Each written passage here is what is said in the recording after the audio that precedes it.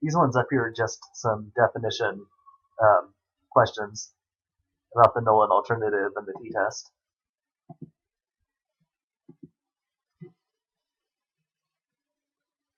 That's what questions 1 to 3 are. In question 4,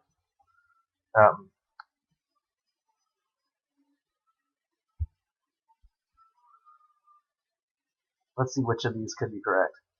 When the null hypothesis is true, that doesn't mean that the sample means are equal. It means that the population means are equal. So it can't be A or B. And we know that when the null is true, and the populations and means are equal, the t-score is likely to come out near 0. Remember when we did that demonstration in class, and I told you that the mean of my first deck was equal to the mean of my second deck of cards. So the null was true. And each of you calculated your own t-score using samples. Most of your t-scores came out near 0. And the reason why was because the two population means were equal and the null was true. So it's choice C. The t-distribution curve is meant to show how likely different t-scores are when the null is true. So when the t-distribution is at a high point, it means that that t-score is more likely when the null is true. When the t-distribution is at a low point, it means that that outcome is less likely when the null is true. So we know that outcomes,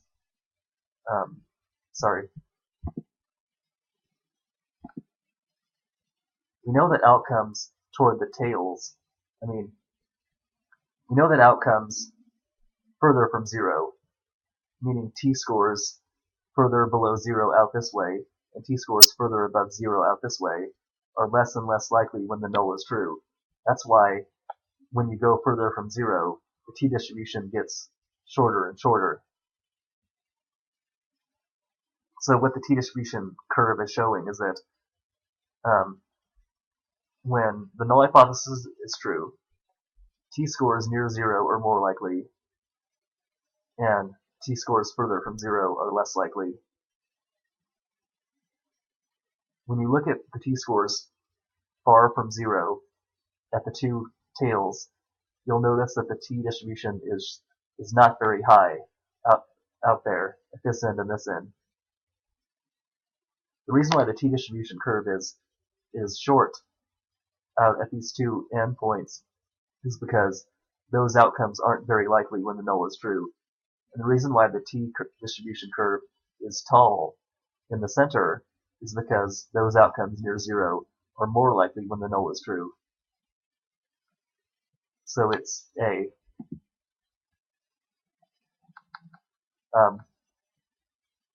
If you actually,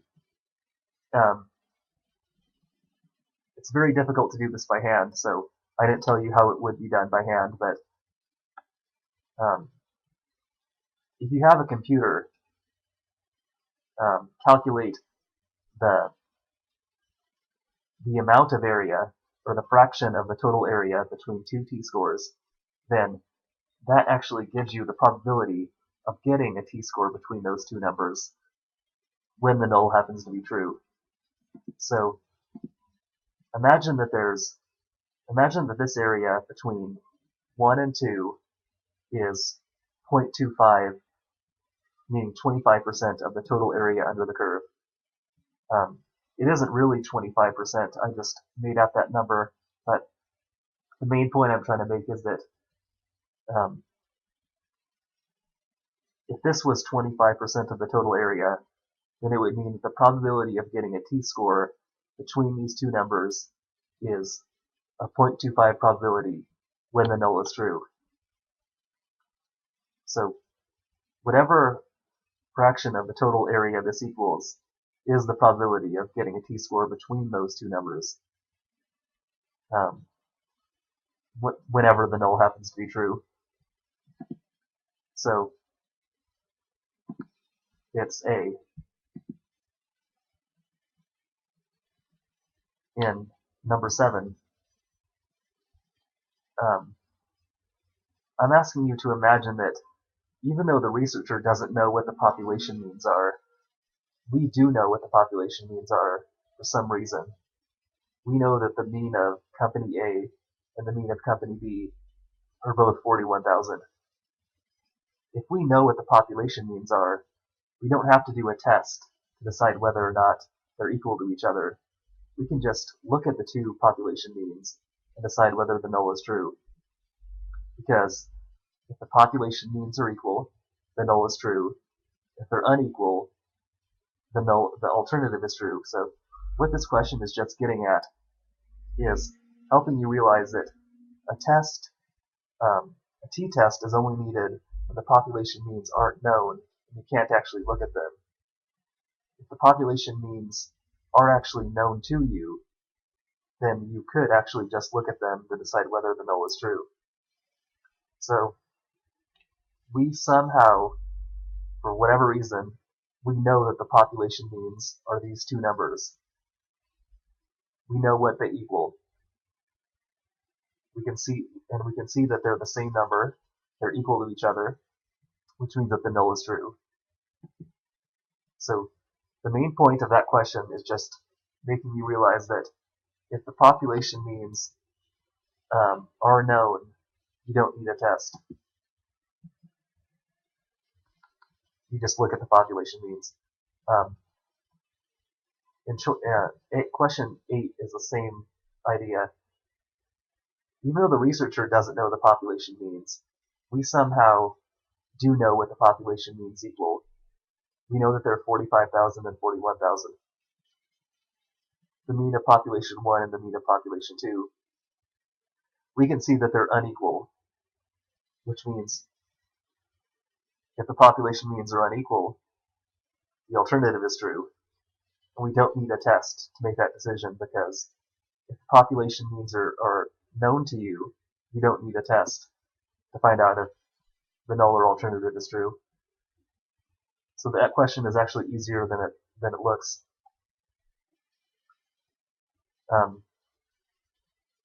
Question number 9.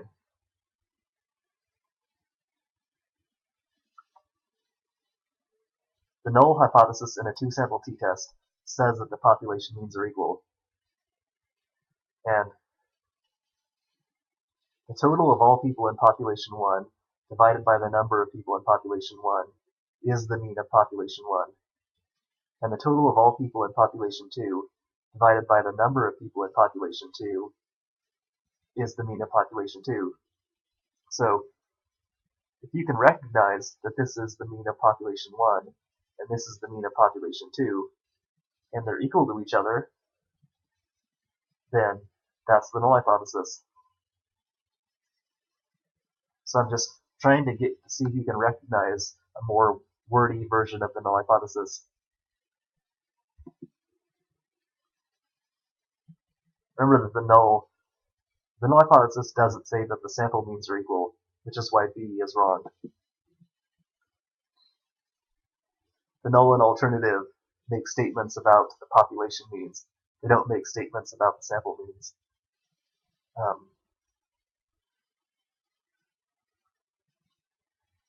A researcher is interested in whether the people at company A are making more money than the people at company B. So if the researcher is interested in whether company A is greater than company B, that's a greater than sign, which means it's a right-tailed test. So HO always has an equal sign, but if it's a right-tailed test, H1 is what has that greater than sign in it. So the right-tailed test is HO equal H1 is greater than. Let's find out which choice that is. It's A. The null hypothesis will always have equals inside of it. Each one depends on the situation. So since the researcher is wondering if company A is greater than company B, that's a greater than sign, which means that each one is greater than. This is just written out in words. That's correct.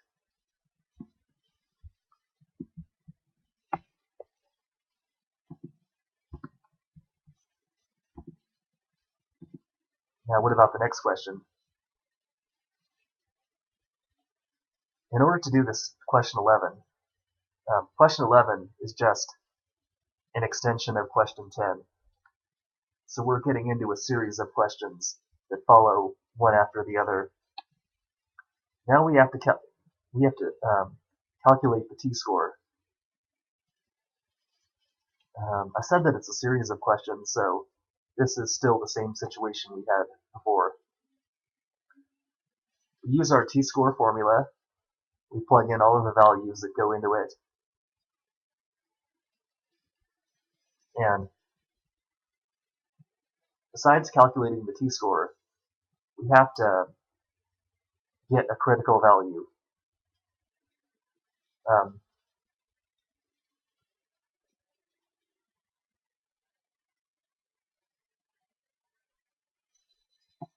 So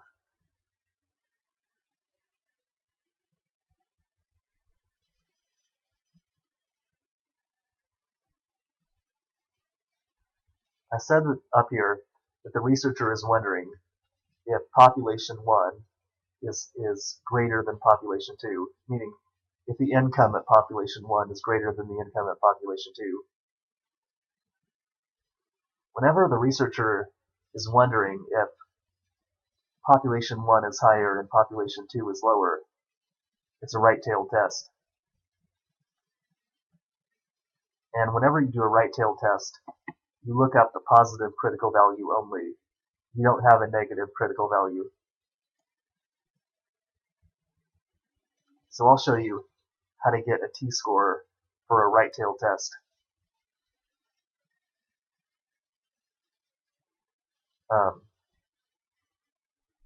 We need a t-table.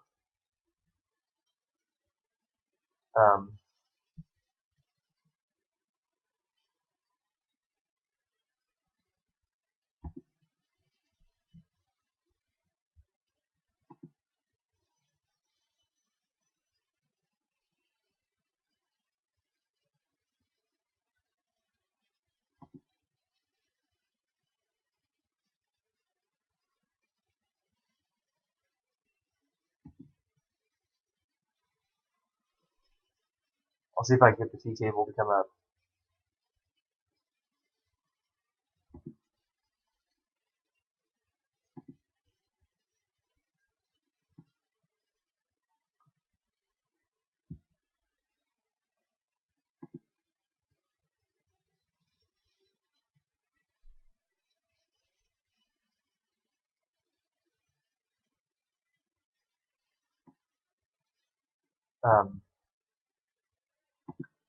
We need to know what our sample size is.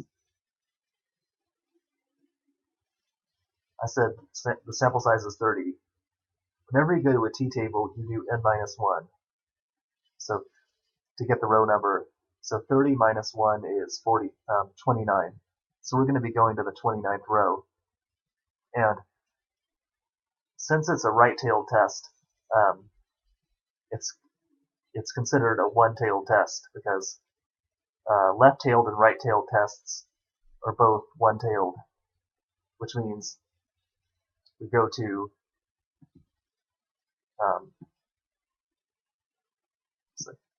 one-tailed up here.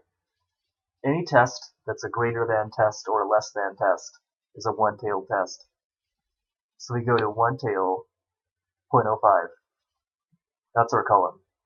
We go down to row 29, because that's our sample size minus 1, down here.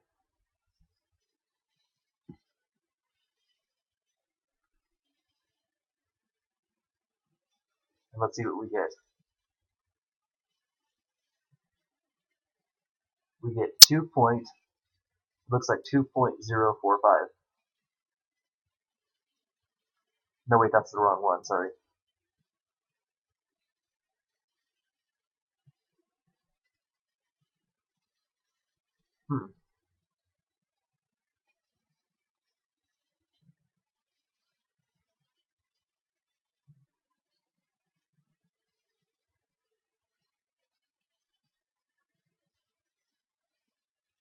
think it's actually 1.699, because that's in the one-tailed 0.05 column. Okay, so our critical value is 1.699 for one-tailed. So we always use 0.05 usually. So we always use one of these two 0.05s. But we're doing a one-tailed test, so we use this one. So our critical value is 1.699. What we need to do now is we need to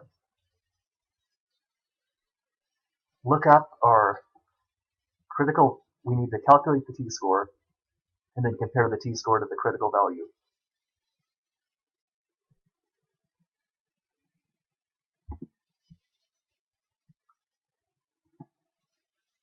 It's a right-tailed test, which means that in a right-tailed test, you use the positive critical value at the right end of the curve. In our case, it's 1.699.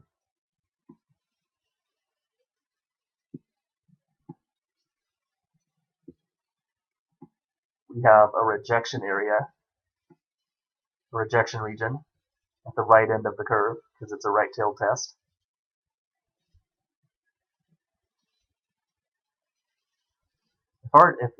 So what you're going to do is calculate the t-score using the numbers I gave you in the question. Then you're going to compare your t-score to this number. If your t-score is 1.699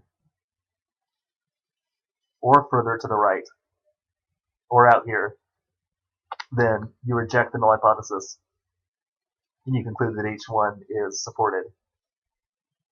So this is the critical t-score, which came from a table. You're going to calculate your t-score with the data that I gave you, and then you're going to look whether the t-score fell in this shaded area. If it does fall in here, reject HO. If it falls out here, don't reject HO. So that's going to tell you the answer.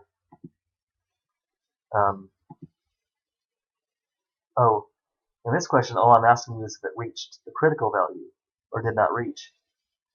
So if your t-score is 1.699 or to the right, meaning somewhere in the shaded area, it did reach the critical value. If your t-score is below 1.699, it did not reach the critical value. For example, 1.8, if your t-score is 1.8, it did reach. If it's 1.5, it did not reach.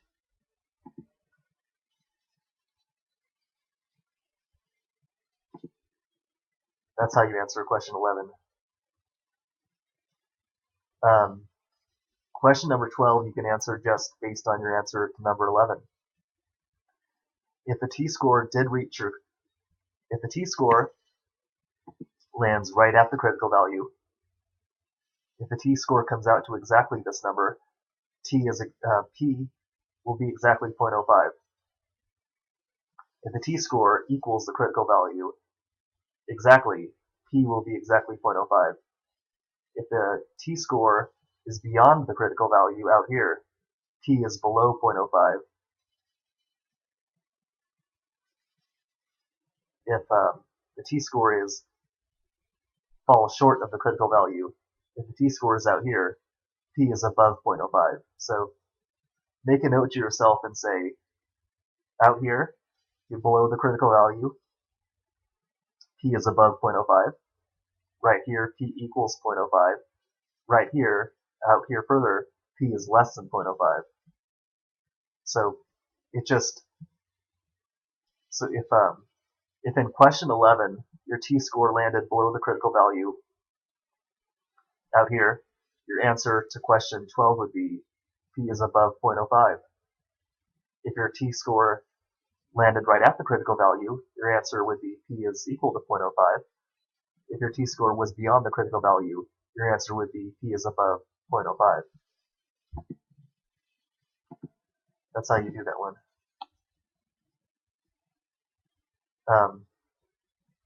Reject or do not reject.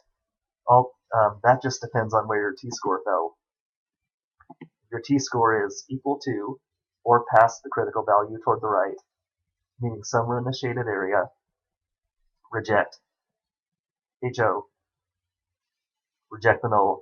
If your t-score was below the critical value out here in the white area, you don't reject the null. It all just depends on whether the critical value is reached.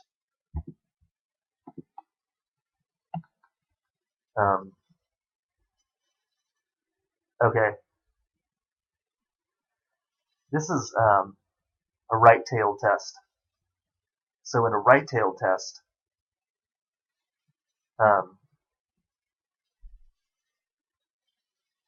let's see.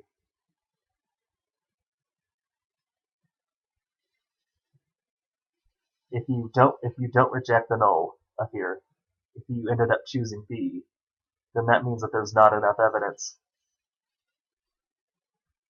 Not enough evidence to reject the null, meaning not enough evidence to reject the possibility that the two population means are equal, which in other words means not enough evidence to conclude that there's a difference between the population means.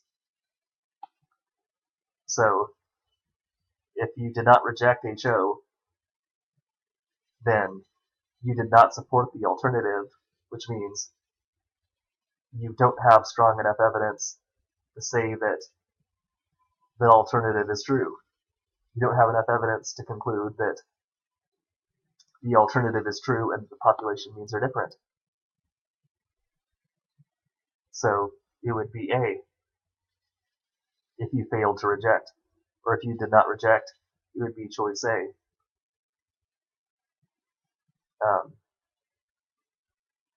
D and E are never correct because in a hypothesis test, you don't prove anything.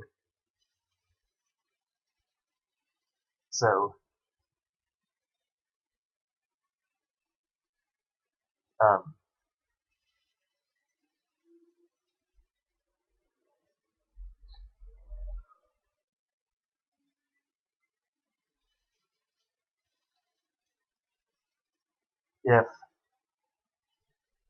if you did reject the null hypothesis, then it would be B or C would be correct. Because I said A was what you do not reject. If you did reject, B or C is correct. That the one that's supported depends on your data, because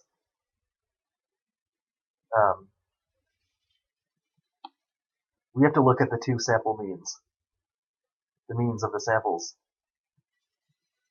I said that the mean of sample, the first sample of company A is 46,000.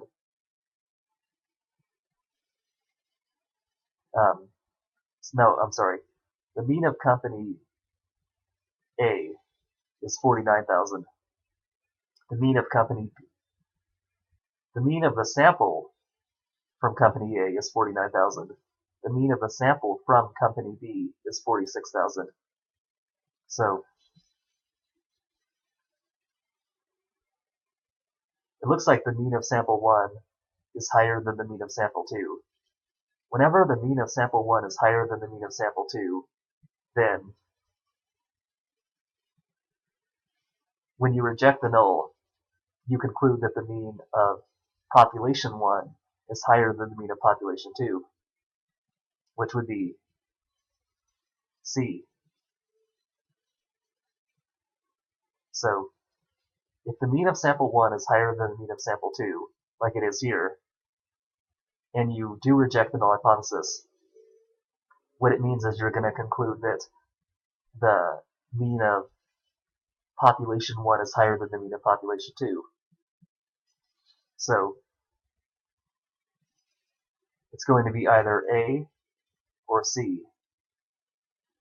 If you do not reject, it's A. If you do reject, it's C.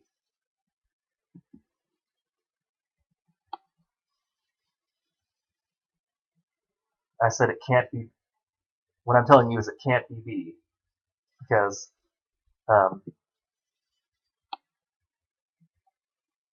if the mean of sample 1 is higher than the mean of sample 2, this conclusion would never be supported. If the mean of sample 1 is higher than the mean of sample 2, you would never be able to conclude that the mean of population 1 is lower, because the data does not support that at all.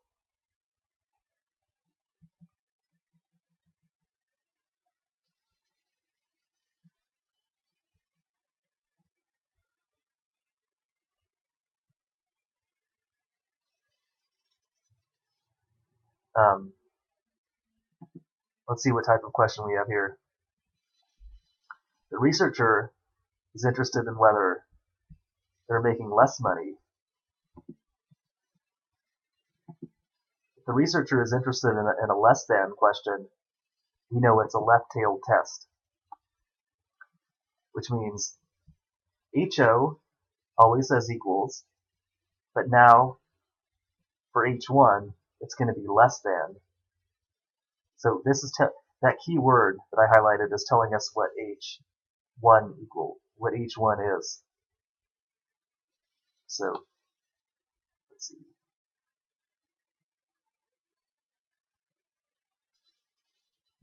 Let's see. Equal to and less than. This is what it for a left-tailed test. In a left-tailed test, H1 says less than.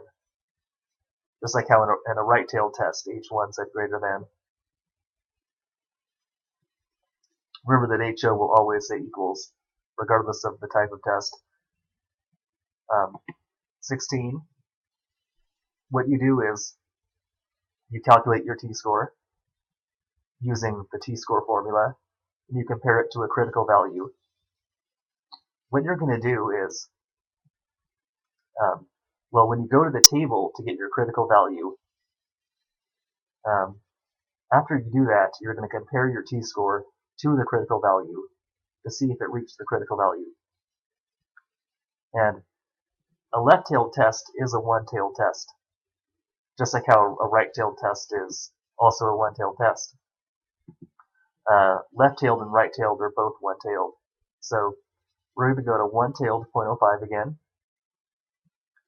because it's always 0.05. We're going to go down to row 29, because our sample size is still 30, and we're going to get 1.699. We get the same number again. But since it's a left-tailed test, our critical value is actually at the left end.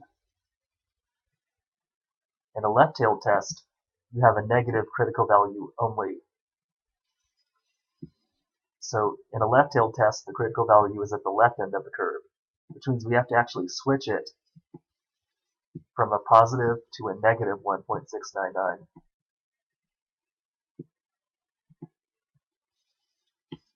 And if a rejection in a left-tailed test, the rejection area actually goes from the negative critical value right here out toward the left end. So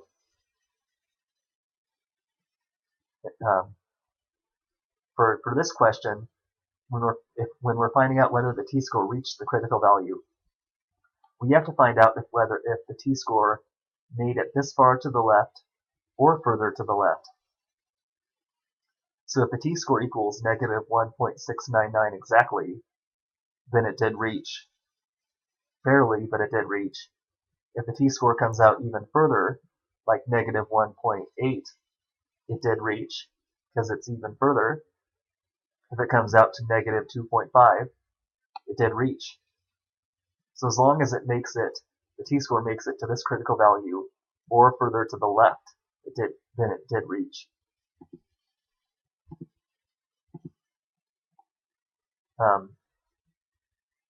This is the same as before, but now it's with a left-tailed test.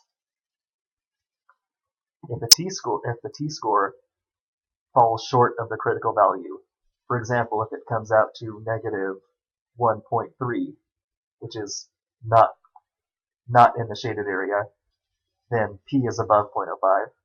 If the t-score lands right at the critical value, right here, p will be exactly 0.05. If the t-score is further to the left of the critical value, meaning beyond it out here, like negative 1.8, p will be less than 0.05. So here, if t is here, if the t-score is out here, p is above 0.05. If the t-score is right here, p is exactly 0.05. If the t is further out to the left, out here, in the shaded area, p is less than 0.05.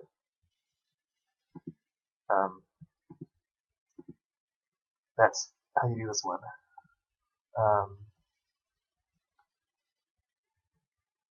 This question number 18, it all depends on whether the t-score reached the critical value. If the t-score makes it to negative 1.699 or further to the left, it's a rejection. If the t-score does not reach 1.6, if it does not reach negative 1.699 and it falls in the white area out here, you do not reject HO. So negative 1.3 would be a do not reject because it's in the white area. A negative 2.5 out here would be a reject because it's in the rejection area, the shaded area.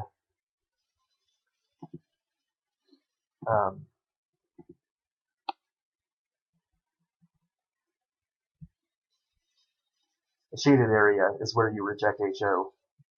And in a left-tailed test, that shaded area goes to the left of the critical value. If you do not reject, it's choice A. There's not enough evidence to conclude that the companies have different mean incomes. In a left-tailed test, it has to be A or B. It can't be C.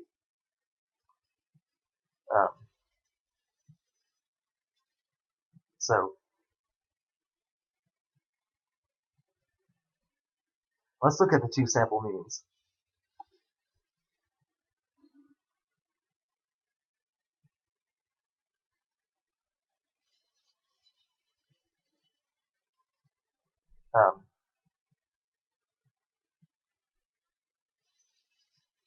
It looks like the mean of sample 1 is lower than the mean of sample 2, which means that if you rejected HO, you would have a lower than conclusion, which would mean that it would be B if you did reject. So it has to be A or B in this type of question in a left-tailed example. In a right-tailed example, it's if you do not reject, it's A. If you do reject, it's a greater than answer or higher than answer. But if it's a left-tailed test, if you don't reject, it's A, and a rejection would be a less than answer. I'll say that one more time. In a left-tailed test, if you do not reject, it's A. If you do reject, it's a less than answer, B. In a right-tailed test, if you do not reject, it's not enough evidence. And if you do reject, it's a higher than answer.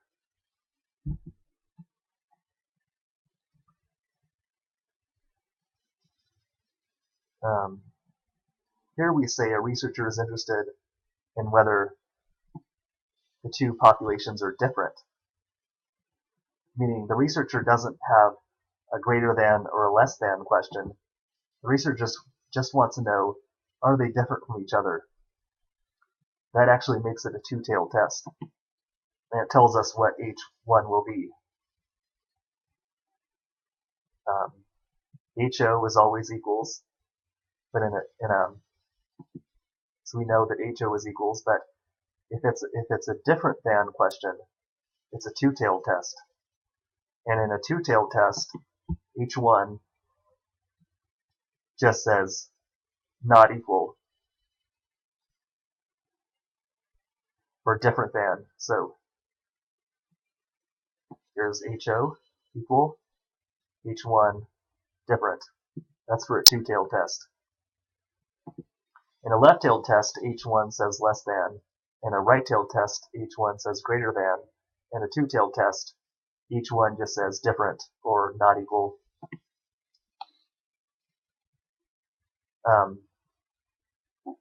We have to get, for 21, we have to look up our critical value.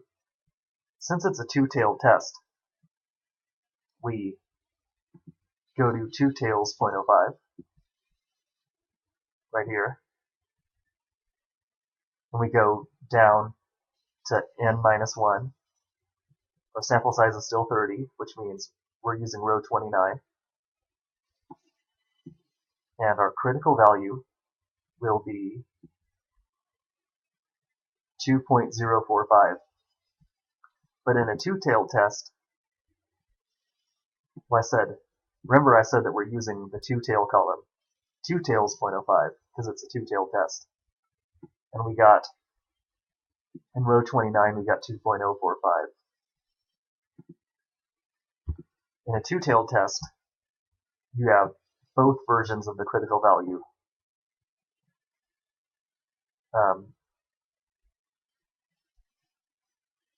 So it's at the negative end and the positive end. Out here it's negative 2.045. Up here it's positive 2.045.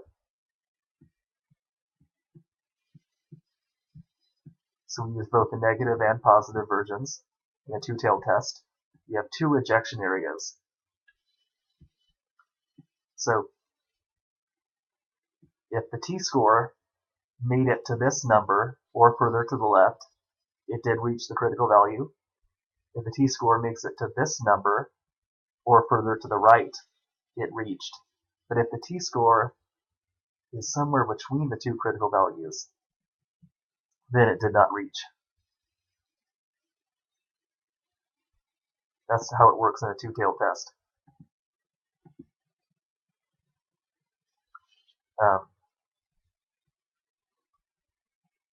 This is how this will work in a two-tailed test for 22.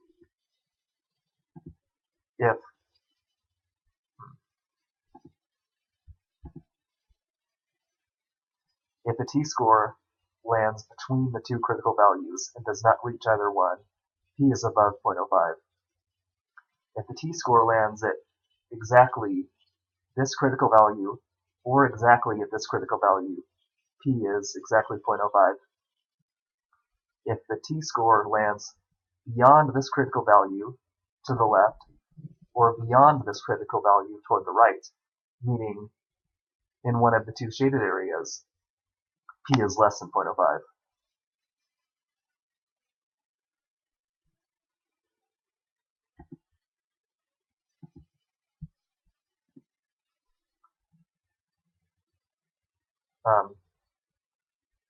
This question just depends on whether one of the 2 critical values was reached. If your t-score reaches this critical value or further out this way, it's a reject. If it reaches this critical value or further out to the right, it's a reject. If the t-score lands between the 2 critical values and doesn't reach either one of them, it's a do not reject.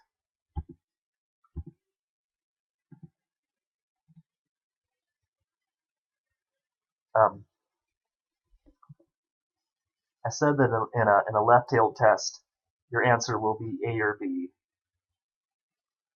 Because in a left-tailed test, this is HO, this is H1.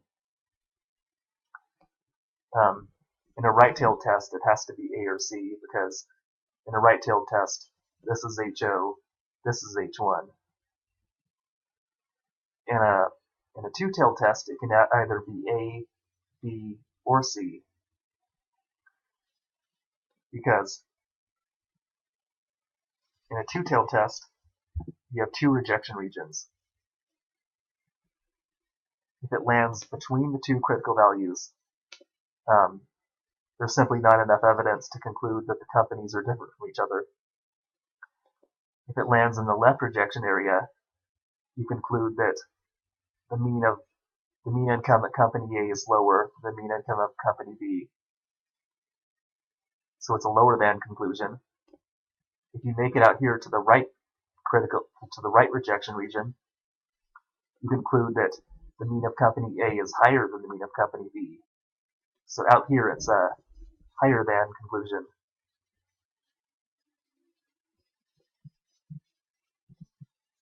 So you have three different areas which will give you different answers.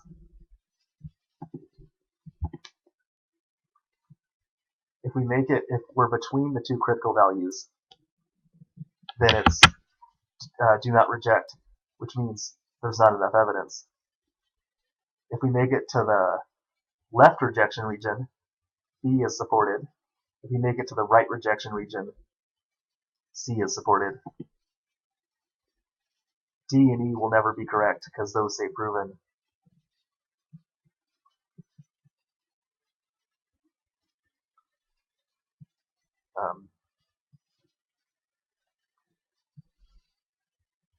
So think about it this way. In a left-tailed test, oh well, never mind. I think I already told you.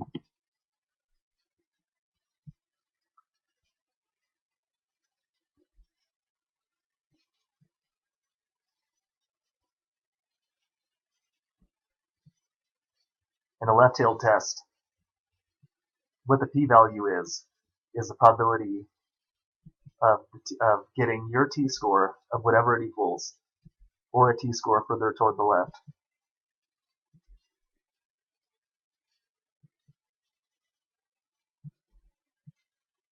And a p-value refers to when the null is true. So in the left, it would be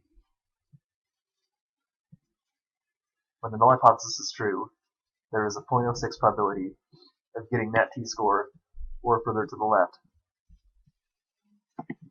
because it's a left-tailed test. The choices that say alternative will never be correct in this question because the p-value describes what happens when the null is true.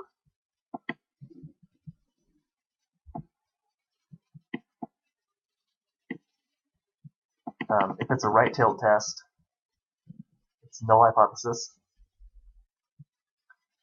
and it's also the probability of getting your t-score or a t-score further toward the right.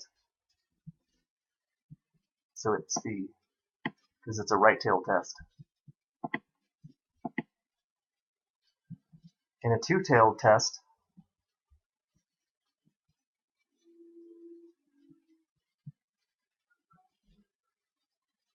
a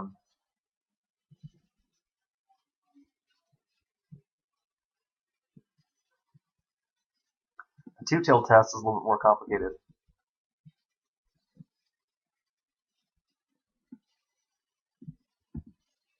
Let's say that your t-score is 2.13, which I say here.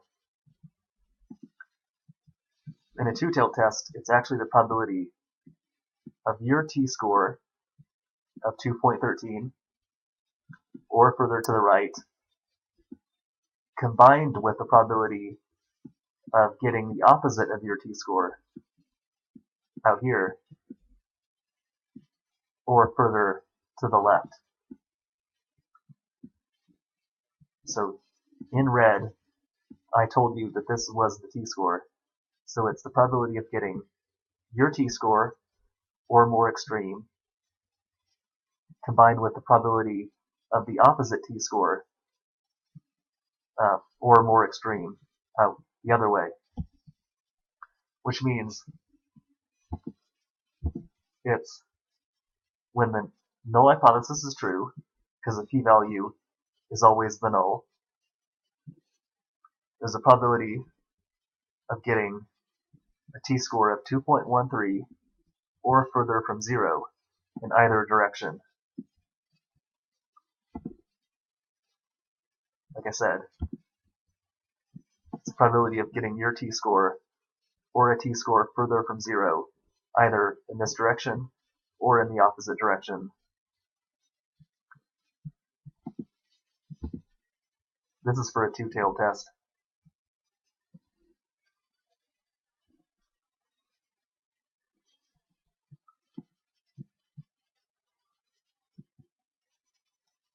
So going back to the beginning, in a two-sample t-test, you're calculating two sample means, but you're not making a decision about the sample means, you're making a decision about the population means. So it's D.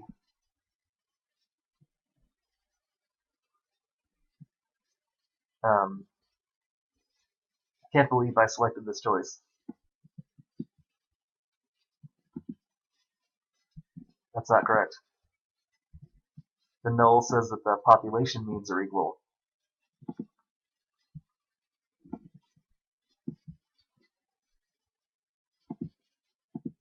And the null says that the alternative says that the population means are not equal. The null and alternative don't say anything about the sample means, so those choices are not correct. So null, population means are equal. Alternative, population means are not equal.